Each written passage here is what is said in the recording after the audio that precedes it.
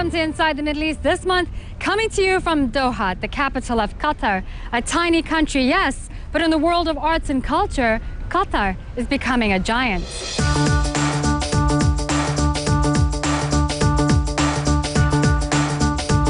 Downtown Doha is a city on the rise. 20 years ago, none of this was here. A construction boom fueled by petrodollars continues to transform the city. But in a skyline dominated by tall and twisted glass and steel, one building stands apart, literally, on its own man-made island just off Doha's waterfront. This is Qatar's Museum of Islamic Art, one of the most popular tourist attractions here. And while it's only been around 5 years, the collection inside spans over 14 centuries. The Museum of Islamic Art is really one of the very few museums really dedicated to a particular genre. It's not only about the religion itself, but it talks about the combination of cultures, the people of different ethnic backgrounds, religions, all coming together to produce this wonderful art. The collection is extensive, from ceramics to carpets to coins. Even the building itself is art. It was designed by renowned Chinese-American architect I.M. Pei. Museums were never really part of this country or the region's culture, but we really feel museum as an educational institution is of utmost importance to connect people to their background. But the museum isn't just about preserving the past. This building is also a symbol of Qatar's firm commitment to the arts and its ambition to rival Paris or New York as a hub for culture. The massive Arab Modern Art Museum in Doha is another example. Most people think of this as simply an oil-rich country. Both museums, galleries are really saying the opposite, to say, we have a rich heritage. Art is really integrated as the larger part of society. It has to be developed in tandem with the other areas in science and in technology. And Doha is not the only player in the region. Other oil-rich Gulf nations from Saudi Arabia to Kuwait are also spending big on arts and culture. In the nearby UAE, Abu Dhabi recently began construction on its own branch of the Louvre, due to open in 2015. Neighboring Dubai holds one of the region's biggest art fairs and international auctions where artwork changes hands for millions of dollars. There is indeed a great deal of interest in the arts. It is about rooting themselves within the cultural tradition, and I think that probably is the most important aspect, that even if it is about the global, it is again rooting oneself within one's own identity. Doha and Dubai put the Gulf on the map in the international art scene in the past few years, but there's a tiny emirate just along the coast that's made culture a priority for decades. It's Sharjah, and from museums to markets, it's not what you'd expect. From a distance, the wall hangings in this UAE art gallery appear to be American flags. But a closer look reveals distinctly Middle Eastern designs. Persian script and gold stitching in a blue kafaya, a traditional headdress worn by many in the region. This is the work of Sarah Rahbar. Now it's become like an obsession, and I actually see the flag as like a beautiful thing. She's an Iranian-born artist who's lived in the US most of her life. And this, a patchwork of her cross-cultural identity. My work is just a reflection of my life and all my memories. So when I actually came down to make my first piece, it was such a natural thing. Like the flag was just like my canvas. Rahbar's exhibition is one of many on display at this year's Sharjah Biennale, an art festival held in this tiny UAE emirate every 2 years. Like Rahbar's flags, the Biennale draws together threads from many backgrounds, cultures, and influences. Much of the art is placed in courtyards like this one. A courtyard is a metaphor for a public and yet private space, an architectural space, and a place to bring in people from different cultures and nationalities. Hoor Al-Qasmi runs the show. She's been doing it for a decade. For Hoor, this festival is a way for artists and residents to exchange ideas through a language everyone understands. More of that kind of engagement is really important. Contemporary art is in vogue in the Gulf. New museums and galleries open frequently in places like Dubai and Doha. But in Sharjah, it's nothing new. Its rulers have made public exhibitions of art and culture a priority for decades. Sharjah's government, ruled by Sultan bin Mohammed Al Qasimi, funds the Biennale, who is actually his daughter. Also publicly funded, Sharjah's well-preserved heritage areas, its bustling, authentic bazaars, and museums focusing on everything from art to science. Sharjah's got 16 of them. We have the largest art museum currently at the time in the Gulf region. We have the largest Islamic museum in the region, and I think in terms of the variety of the disciplines, we definitely have the largest. There are plenty of private galleries too. This one, supported by the government, is a personal collection of this man, Sultan Saud Al Qasimi, a local art enthusiast, one of Hur's relatives. Sharjah was nominated by the UNESCO in 1998 as the cultural capital, and in 2014 as the Islamic cultural capital. So it's making milestones as it goes. Wafa Bilal, an artist and professor at NYU, says the government is making a concerted effort to emphasize art in public spaces here. It looks like it is a very meaningful, deliberate attempt on the part of the government here to make Sharjah the cultural hub of the region. And he'd certainly know.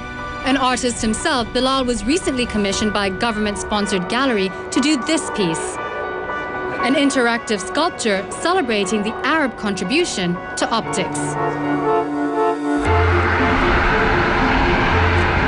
The UAE is among the more liberal nations in the Gulf, but of its 7 emirates, Sharjah is the most conservative. Sometimes that clashes with the often liberal world of contemporary art.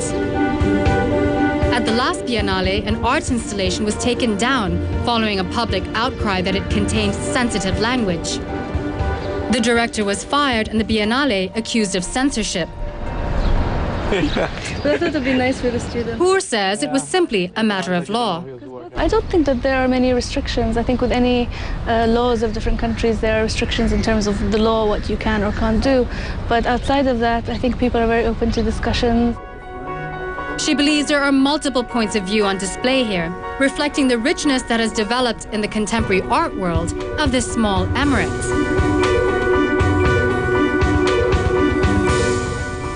Rahbar says she enjoys the artistic freedom of Sharjah. Me particularly in Iran, I would love to show there, but I don't know how possible that is. I don't know, as far as getting my work back, sending it, what I can show. Here it's like there's restrictions as well, but it's freer, and I feel I can reach Iran in a way, kind of, and I can still show my work. Yeah. The Sharjah Biennale's organizers said this year was their most successful yet. They said the outdoor installations and sculptures attracted the most guests. Stick around and we'll show you why some sculptures are such a draw and why they can stir up controversy.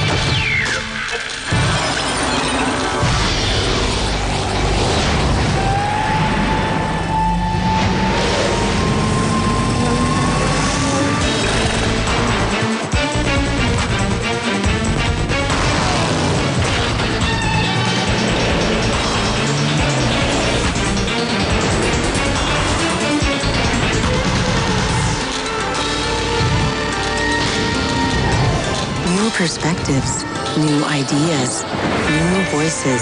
QF Radio. Find your frequency. To see a new world, we try. To see a new world, we explore. To see a new world, we don't give up. We try and try. Maybe it's because we want to see a new world. Let's try together, and let's go see a new world.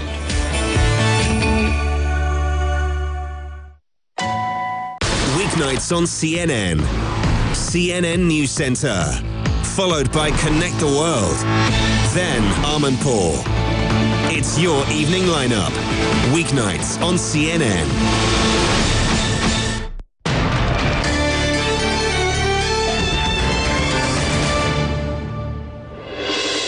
Welcome back to Inside the Middle East. This month coming to you from Qatar. Doha, of course, is no stranger to tall buildings and structures. But this one, designed by American sculptor Richard Serra, sure is unique. It's 80 feet tall with 4-inch thick, 8-foot wide slabs of steel. This is 7. It was Serra's first public work in the Middle East and the first of its kind here. A beacon and monument, proudly eternalizing Qatar's commitment to the arts. Some sculptors in the region don't have as easy a time getting their works shown, even the famous ones. Take a look.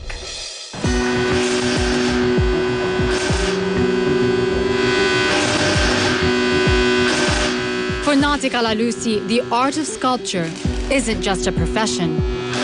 It's his life. Art is elegance. It is peace. It is beauty. It is the purest thing in my life. It's also a medium that, like ancient monuments, can last for eternity. Whatever he builds, big or small, begins with a simple sketch. Then the building starts. It's an elegant, poetic craft. But it can be a long, painstaking process. Sometimes finishing a sculpture takes hours. Other times I leave it aside for, let's say, a month, and then I go back to finishing it. It all depends on my mood. The process has been a constant in Al-Alusi's life. The 49-year-old's been sculpting since he was young. His favorite subject is the Arabian horse, a symbol of strength and his Iraqi heritage. Iraqi art has solid roots and foundations that we stem from. Really strong foundations that we learn from to bring in a new generation of artists. Al-Alusi's generation came of age in the 1980s under Saddam Hussein. Saddam saw the value in bronze too. Unbreakable statues, after all, could imply a strong ruler. Al-Alusi was among many artists commissioned to sculpt Saddam, holding swords, riding Arabians. Politics aside, he considers them an achievement. I do not regret that I once worked for Saddam Hussein. This is history. Only the best artists work for presidents. When Saddam fell in 2003, so too did his statues. It's disheartening, Al-Alusi says, to think of art being torn down. But these days, he has bigger concerns. Few people, he says, buy large statues in Abu Dhabi, where he now has a studio. There isn't even a bronze foundry.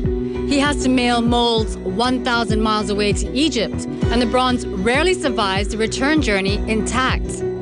Still, Al-Alusi would never give up. To me, it is important to be content with my future in art and be able to deliver my message through my art to the world and see their taste and love for art develop. Al-Alusi is confident his craft will stand the test of time. Al-Alusi is working right now, but not the way he used to. His latest project is a wall frieze at a restaurant in Abu Dhabi. Now, if you think artists have nothing to smile about, think again. Coming up, the Cairo comedians making the best out of a bad situation, and that's no joke.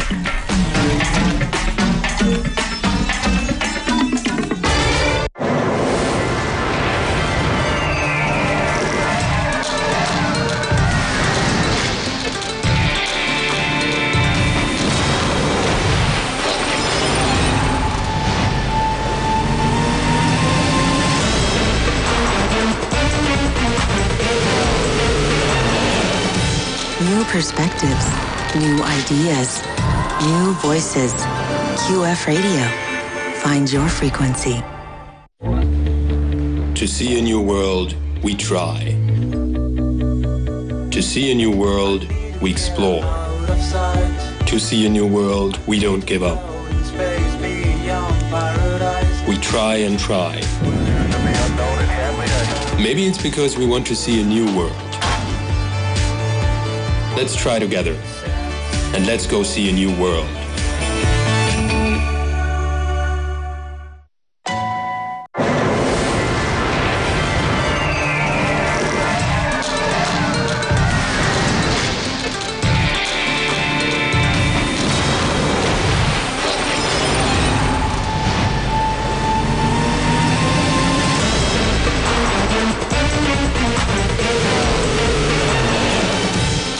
Perspectives, new ideas, new voices. QF Radio. Find your frequency.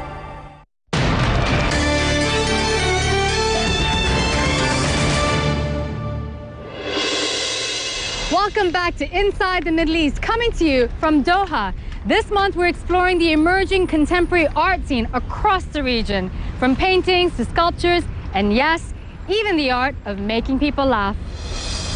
It's time for Qataris to do well on things they never did well in. You know, like stand-up comedy, like filmmaking, acting, like math. How do you make people laugh in Qatar? Mohammed Kamal is on a mission to find out. The 23-year-old Qatari is one of the country's few stand-up comedians. Were the police walking and they're checking people out, and then he's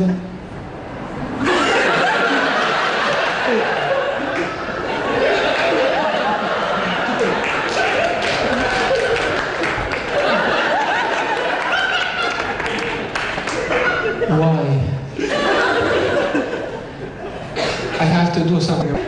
Just when we thought Saudi could take it to the other level, they just surprise us. They're just innovative like that. Personally, I enjoy making people laugh. There's this feeling inside of me that I get only when I make people laugh. What's your name? Richard. Right, correct? Where are you from? UK. London. London, this little Doha. He's joined on stage by another Qatari stand-up, 24-year-old Hamad Al Amari. Your stuff is in the box, sir.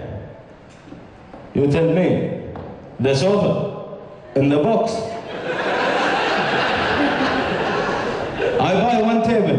Yes, sir, it's in the box. The table. In the box. What's this? Yes, sir, you make it.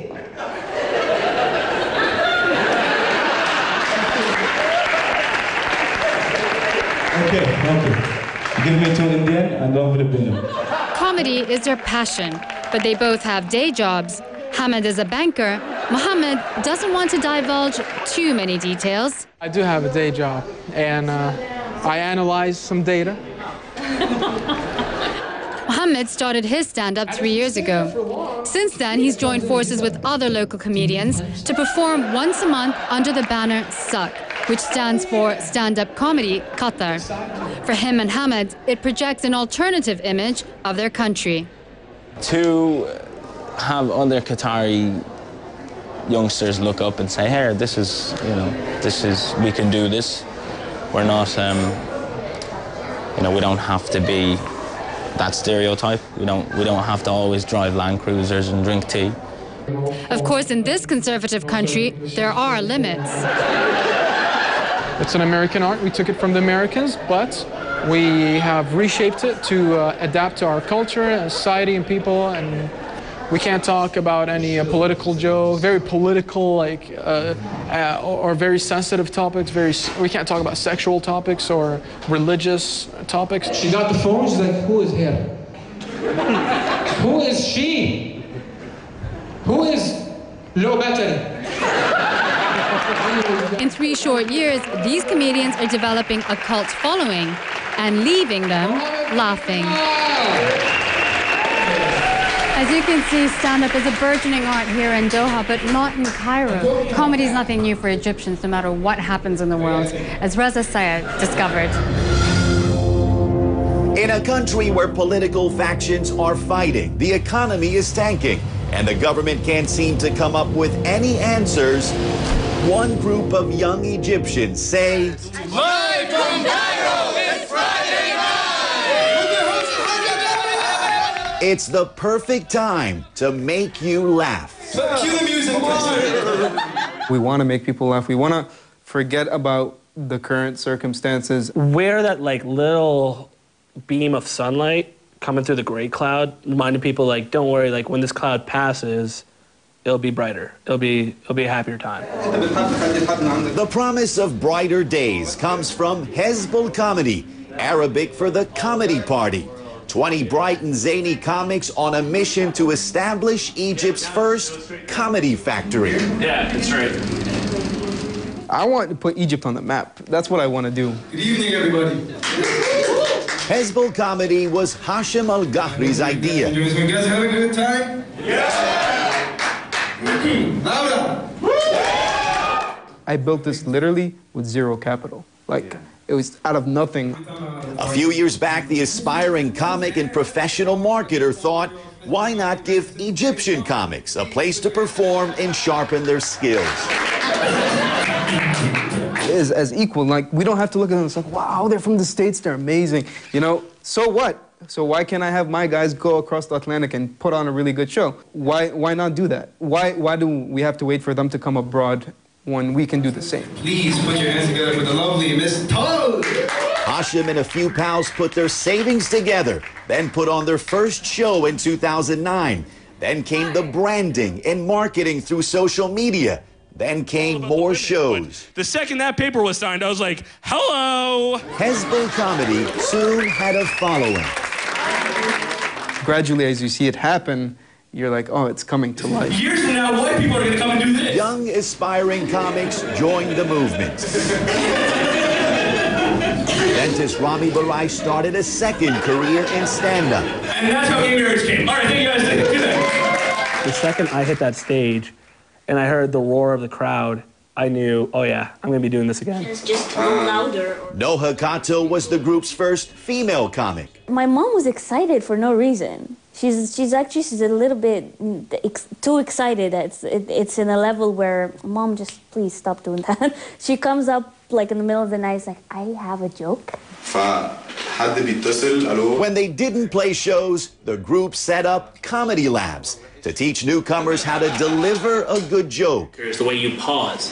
Like, never underestimate the ability of a pause in a story. Okay, man. How to manage stage fright.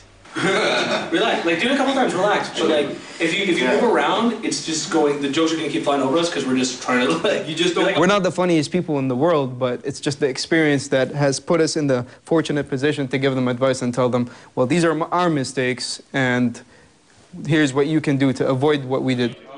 Avoiding offensive jokes about religion is a must, the group says, but they say they don't hold back on much else. And you're okay if someone is offended. Truly, I try to be a really clean comic because I don't want to do a joke that, like, my whole policy of comedy is, like, never do a joke your mom doesn't want to hear. But at the end of the day, with stand-up, if you're funny, you're funny. Exactly. Funny is universal. And if people if people refuse to listen to you because of certain ideologies they have, it's their problem, it's not yours. You have to be very careful. People aren't going to like you sometimes. It happens. You're going to bomb sometimes. And you can't please everybody. People not liking you is different than you being indicted. Like, if I ever read a newspaper like Rami was indicted, I would be like, yo, I made it. Mom, this is it. Yeah. This is it. Like, I'll fly out of here, but I'll be like, man, I got kicked out of my country for being too damn funny. For now, it's comedy fans who are coming after Hezbollah Comedy, not the police. And that means more laughs and more stand-up from a group of comics who are dreaming big. And my dad, on the other hand, he makes words up, you know, like he won't know the word for broom. So he'd be like, yeah, I want to be sick is nice. I'm like, the sick is what? Hezbollah Comedy, you know what I'm saying? It's Hezbollah Comedy. It's like, that's the Middle East thing, you know? It came out of Egypt, but now we're everywhere. That's what you want. Of course. Thank you guys for coming out. That was a half 30 show, a 50 show. Put it together for the No Talent. Reza Sayed for Inside the Middle East. Cairo, Egypt. For now, those comedians are still performing, although many in Egypt are questioning how far is too far when it comes to comedy. We'll keep you posted on that debate, as well as all our other stories on our website, cnn.com/IME. You can also follow us on Facebook and Twitter. That's it for this month. I'm Leonie Lakani. Thanks for watching. We'll see you next time.